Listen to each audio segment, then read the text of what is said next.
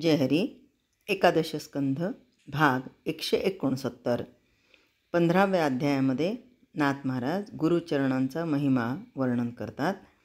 नाथ महाराज म्हणतात, ओंकार रूप श्री सद्गुरू जनार्दनांना नमस्कार असो. सद्गुरूंचे चरण सर्व सिद्धीचं मूलस्थान असून सर्वात श्रेष्ठ निधान आहे. त्या चरणांच्या धुळीचं वंदन केलं तर दिव्य दृष्टी येऊन आत्मदर्शन घडतं.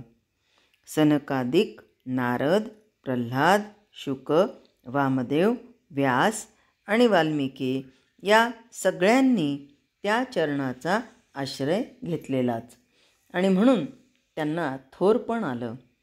सद्गुरूचे उपकार फार थोर, कारण ज्याला परमार्थाची गोडी नसते त्याला ती उत्पन्न होते. पुढे ती इतकी वाढते की आत आणि बाहेर भगवंताशिवाय काहीही दिसत नाही. पहिल्यांदा आपल्याला त्या गोडीच्या मागे लागावं लागतं.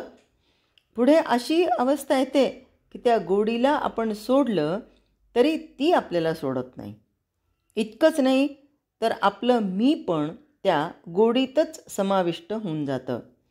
भगवंताची अशी गोडी एकदा का निर्माण झाली म्हणजे साधक मोठ्या विश्वासानं आणि प्रेमानं भगवंताचं ध्यान करू लागतो. त्यामुळं प्राणापान जय साधतो, इंद्रियांचा निग्रह होतो. आणि हा निग्रह कसा? रात्रंदिवस चित्त भगवंताच्या ठिकाणी लागतं. मग ज्या ज्या वेळी तो जी जी इच्छा करतो ती पूर्ण होते. थोडक्यात काय तर त्याच्या ठिकाणी अनिवार्य सिद्धी उत्पन्न होतात. हटकून उत्पन्न होणाऱ्या या सिद्धी साधकाच्या साधनात मोठं विघ्न उत्पन्न करतात. कारण काय होतं, त्याला असं वाटायला लागतं, अरे म्हणजे मी जे म्हणलं ते खरं होतं आहे, म्हणजे माझ्यामध्ये नक्कीच आता काहीतरी बदल झालेला आहे, मी म्हणजे काय ग्रेट झालेलो आहे. आणि मग त्याचं चित्त भगवंतापासून विचलित होतं आणि मग तो खाली घसरतो. म्हणजे त्याची प्रगती होण्यापेक्षा घसरण होते. याच्या उलट मनानं, वाणीनं आणि कर्मानं जो सद्गुरूंच्याच चरणाचा आश्रय करतो त्याच्या देहाचं देहपणच विसरतं आणि त्याचं मन साधनात अत्यंत स्थिर राहतं. मग त्याच्यापाशी सर्व सिद्धी हात जोडून उभ्या असतात तरीही तो इतका निस्पृह असतो की त्यांच्याकडे तो डुंकून सुद्धा बघत नाही. नाथ महाराजांनी आता या 15व्या अध्यायामध्ये सिद्धींचे काही प्रकार सांगितलेत. नाथांनी एकंदर 23 प्रकारच्या सिद्धी सांगितल्या आहेत. त्यापैकी अष्टमहासिद्धी, 10 सामान्य सिद्धी, 5 क्षुद्र सिद्धी आहेत. या सगळ्यांचा विचार केला तर असं दिसतं की त्या देहाच्या आणि मनाच्या स्वाभाविक शक्ती पराकाष्ठेला पोचवण्याचा प्रकार आहे. माणसाचा पिंड निसर्गानं निर्माण केलेला असल्यानं त्याला निसर्ग नियमांची बंधनं पाळावीच लागतात. परंतु आत्मस्वरूप खऱ्या अर्थानं स्वतंत्र असल्यानं त्याला निसर्गाचे नियम आवरू शकत नाहीत. उलट तेच निसर्गाचे सर्व बाजूंनी नियमन करते. म्हणून उपासनेच्या साधनानं जो कोणी आत्मस्वरूपाशी तादात्म्य साधतो त्याच्या अंगी आत्मस्वरूपाच्या शक्ती प्रगट होतात. अशा दृष्टीनं देह आणि मन यांच्या बाबतीत सामान्य निसर्ग नियम तो तोडू शकतो.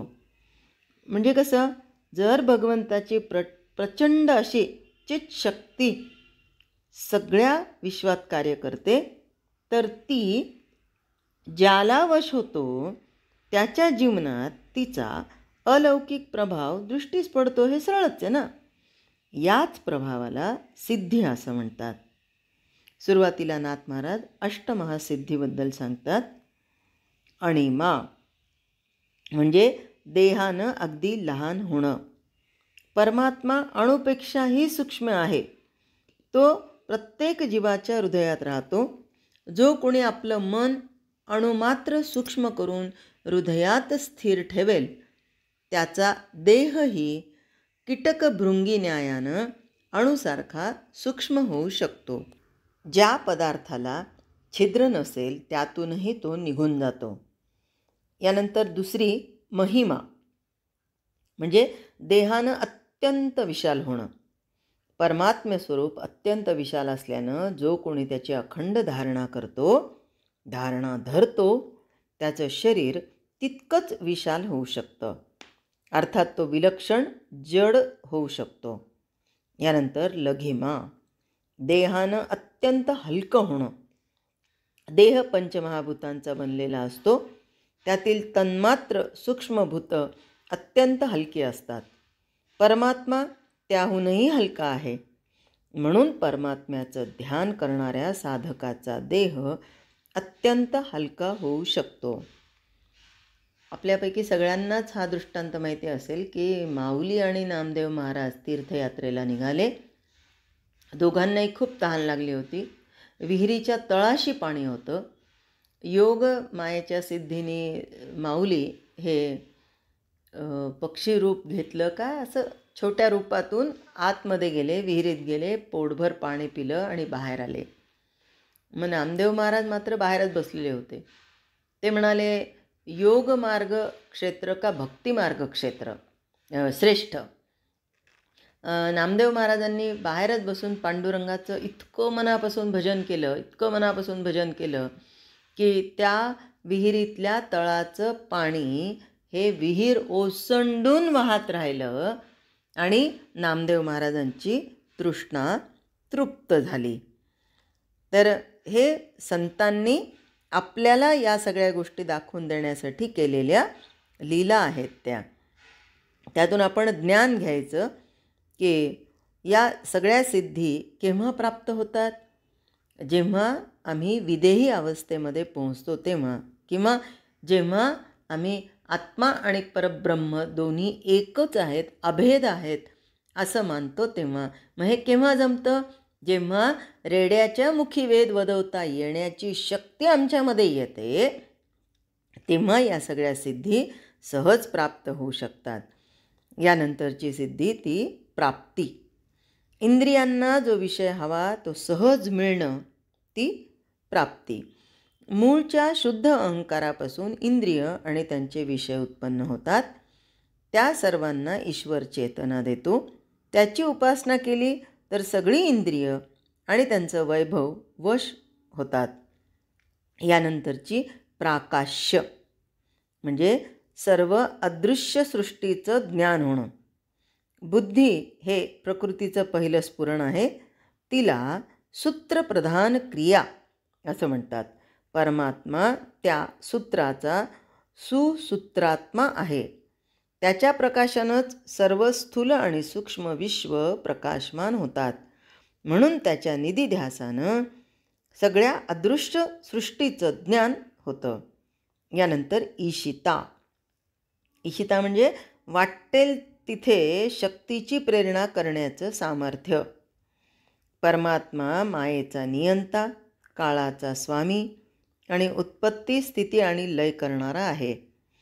तोच खरोखर अंतःकरणात वास करतो. त्याचं ध्यान केल्यानं अदृश्य वस्तू पाहण्याचं सामर्थ्य येतं. जीवांचं येणं जाणं समजतं. मेलेल्याला जिवंत करता येतं. अचेतनाला सचेतन करता येतं.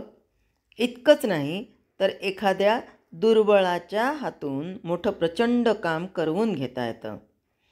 यानंतरची सिद्धी ती वशिता. भगवंताचं ऐश्वर प्राप्त होणं.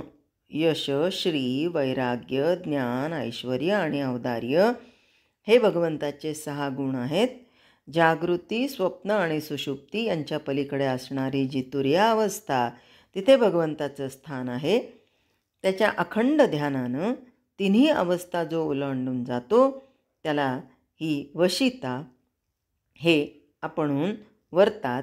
ज्याला वशिता साध्य झाली तो कर्मात असून अलिप्त राहतो आणि सगळे भोग भोगून अभोक्ता असतो.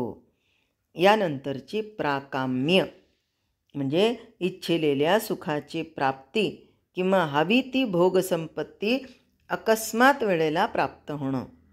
जिथे त्रिगुण असतात तिथेच इच्छा राहू शकतात. पण या त्रिगुणांना परमानंदाचा आधार आहे.